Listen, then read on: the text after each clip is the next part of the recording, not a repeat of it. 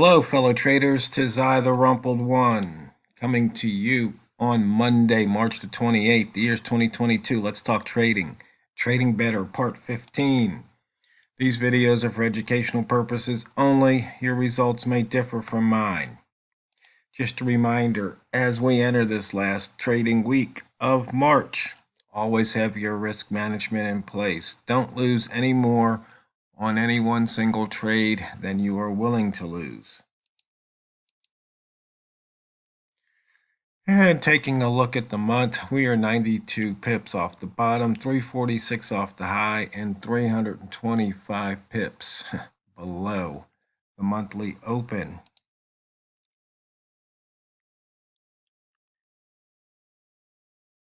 All the gaps have filled on the weekly, and you can see here, so far the pound's just been heading south. In fact, we're 108 pips below the pivot.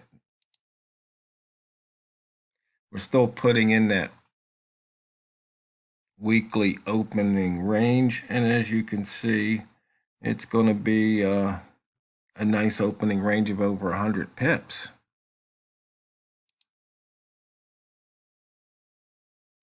We are 435 pips below the yearly open, 92 off the low, and 658 off the yearly high.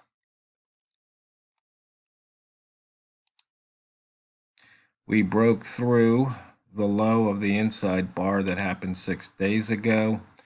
Called that out as short at 31.10. It's up to 19 pip profit at the moment.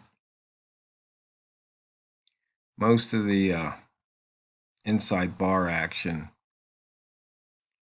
is on the monthly. We've got very few on the week, very few on the daily opportunities at the moment. Those can change at any time. As you can see, we've got a bunch of pairs over 100 pips. In fact, we've got the pound yen almost 300, almost 400 pips. It's 387 at the moment. With the euro yen 357. So the yen pairs have been moving. The dollar yen 310. So anybody trading yen pairs, you definitely raked it in.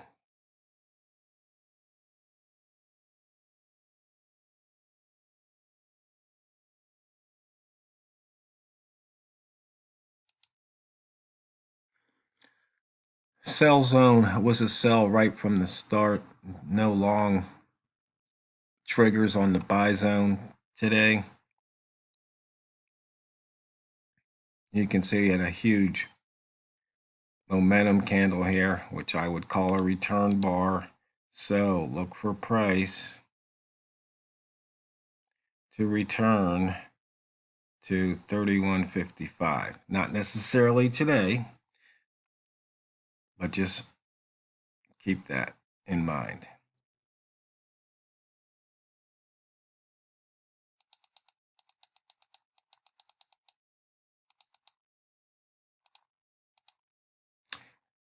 Green rats, get ready, but it looks like you need to take your profit quickly because price seems to be pushing down. We're at the daily S3, or we just bounced off of it by a pip.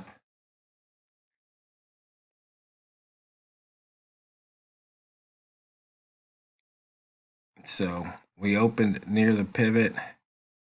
The bias was short. On S1, you can see there was movement, but we finally got that close below. As I was mentioning in yesterday's video, this hour was forming. It hadn't broken that low, but you can see here we had a break. Next hour broke that low. Turned around, came back, closed above, closed below, closed below, above, closed below, closed above, closed way below. So you can pick these lines, once again, a horizontal line trade, and just trade with the direction of the candle. And as I had mentioned earlier, or a few some videos ago, I've kind of changed the hour rule of thumb using the half-hour rule of thumb. Don't trade against the M30. Reason being is you'll sometimes, if you look at the time on the candles, you'll see, like for example, this candle here, and it didn't reverse until the next hour.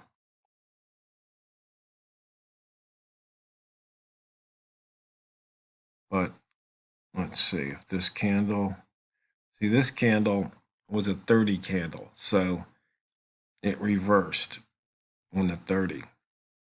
So a lot of times I'll look for a reversal on a 30 candle.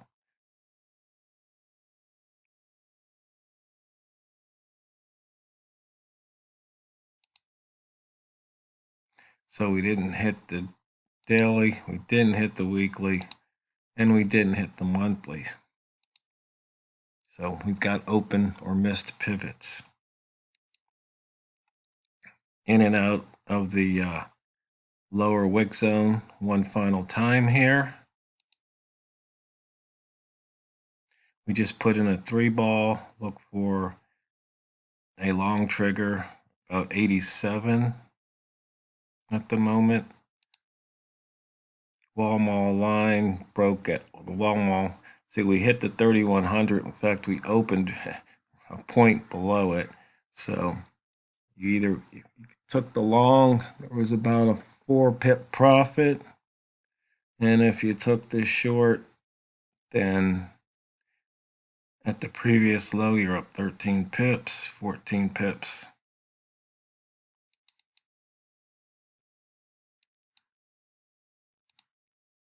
You can see we're out of the ATR zone.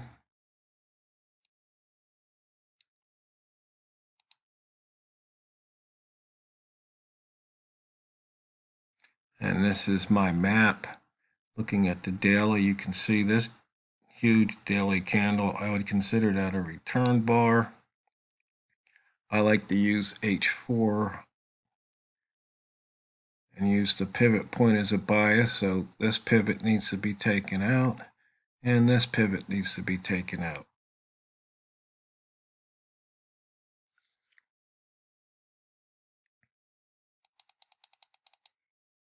Not necessarily today.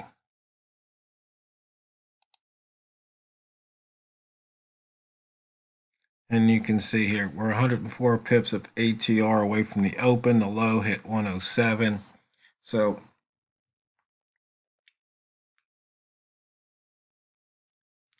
try and wait for a reversal signal. Trading Wheels is telling us it's okay to trade reversals.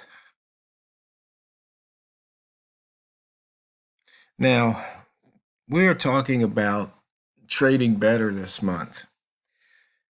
And one of the things about trading better is, or about doing anything better is practice. In fact, we shoot and pull the other day, and somebody said something about practice makes perfect. And I said, well, perfect practice makes perfect.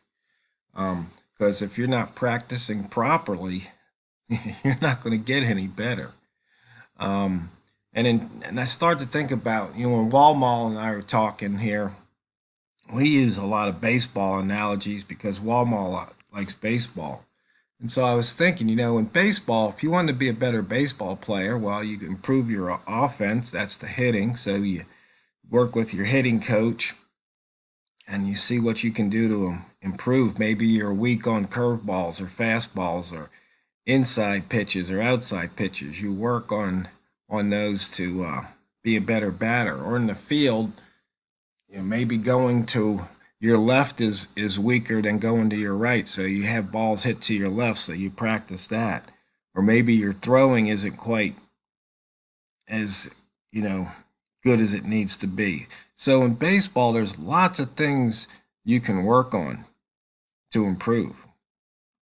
In trading, though, first, what are you going to define improvement as? Making more money? And see, that's where most people go wrong. No, improvement in trading is basically sticking to your plan. And the problem is that, good trading is really boring. There's a lot of waiting, and it's more like fishing or hunting, trapping. Because, if you want to use one of those analogies, in fishing, you need to know where the fish are and what time they eat, and what they like to eat. Unless you're using a net, then you just go scoop them up. Or you can use a fish finder. So you can find where they are today, because where they are today, they might not be there tomorrow. Now, kind of like the indicators here. In trapping, it's almost like horizontal lines. In fact, one of the methods I made many moons ago was trap line trading, which is basically the previous middle of the daily candle. And that's why you see the previous mid on some of my charts. Or if you think about hunting, then you have to think about using the dashboard, and you look for where you try to find a pair that fits your method at the time. Might not be the best pair for the method, but it's the one giving a signal. So you just have to decide, which one of those you want to be. But the only thing is just executing your plan over and over. And I think Walmall, when he was on last time, he had come off a losing day a few days ago. So I was asking him, what did he do to get back on track? And it was just simply just trade his plan. That's all he did. Because for him to have a losing day, it really is an anomaly. The guy he's a monster. But sometimes the market just doesn't smile upon you. And the question is, did you take an airball trade, a bonehead trade, or was it just that the market said, nope, not this time? Because as I've mentioned, almost ad nauseum, once you put your trade on, all the reasons you took the trade, they're off to the side now. It's all about the money management, the trade management. Does the market give you an opportunity to take profit? Did you take it? And a lot of times, once again, it's patience waiting to enter, patience waiting to exit. But you have to remember what method you're trading and what you're trying to do with that trade, which is, of course you're trying to make money, but exactly how many pips? The market structured traders, they usually have a defined, risk to reward to go, okay, this is going to be a 2-to-1 or this is going to be a 5-to-1. They place their stop, they place their TP, and they pretty much go hands off and let the market do its thing. So trading better is you have to decide, figure out what it is you need to work on. And it's probably not doing anything to the chart, not adding any indicators, not modifying any indicator values, and just sticking to your plan, taking the trigger each and every time it appears, and then taking profit when you can, according to your plan. So, fellow traders, we're in the last week of the month. Let me know if any of you out there are trading better and what you did to trade better, because it's not what you trade, it's how you trade it. So go out there and drain the banks. And this is TheRumpledOne, over and out.